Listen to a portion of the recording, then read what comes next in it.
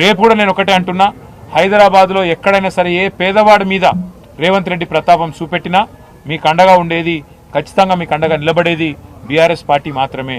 ఎందుకంటే మాకు తెలుసు హైదరాబాద్ నగరంలో ఇవాళ ఒక్క బోరబండ తీసుకుంటే ఇట్లాంటి స్లమ్లో ఒక 100 ఉంటాయి, ఈ 100 గల్లీలు ఉంటాయి. ఇటువంటి ఈ 100 గల్లీలల్లో ఏది రైటు ఏది రాంగు, ఏది లీగలు ఏది ఇల్లీగల్ అంటే దేవుడు కూడా చెప్పలేడు. మరి అటువంటిది కావాలని ఒక బిల్డింగ్ ఏదైతే బీఆర్ఎస్లో పట్టుకొని దాన్నే కొట్టాలి, ఒక బిల్డింగ్లో ఒక కేసీఆర్ సానుభూతి పరుడో అభిమానం కార్యకర్తను ఉంటే వాళ్ళనే సతాయించాలనే విధంగా ఏదైతే అధికారులు కూడా కాంగ్రెస్ నాయకులు ఆడించినట్టు ఆడుతున్నారో వాళ్ళకు కూడా నేను చెప్తున్నాను, అన్ని రోజులు ఒక్క తీరు ఉండయి. ఇలా ఏ అధికారులు అయితే అతి చేస్తుండ్రో, ఏ అధికారులు అయితే కాంగ్రెస్ వాళ్ళు ఆడిచ్చినట్టు ఆడుతుండ్రో, కాంగ్రెస్ పార్టీ కార్యకర్తలు లెక్క పనిచేస్తుండ్రో, ఇది మంచిది కాదు. అధికారం ఎవ్వలకు శాశ్వతం కాదు.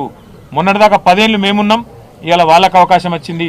రేపు మళ్ళీ బరాబర్ తెలంగాణలో మళ్ళీ కేసీఆర్ గారికి అవకాశం వస్తుంది. వచ్చినాక తప్పకుండా మేము కూడా యాద పెట్టుకుంటాం. ఇన్ని రోజులు 10 ఏళ్ళు మేము అభివృద్ధి, సంక్షేమం, పేదలు అందరు మా వాళ్ళే అన్నట్టు పనిచేసినాం. కానీ మీరు ఇట్లే పనిచేస్తే, ఇదే తీరుగా మా వాళ్ళ మీద పగబట్టినట్టు చేస్తే పక్కా హిసాబ్ కితాబ్ అన్ని రాసుకుంటాం.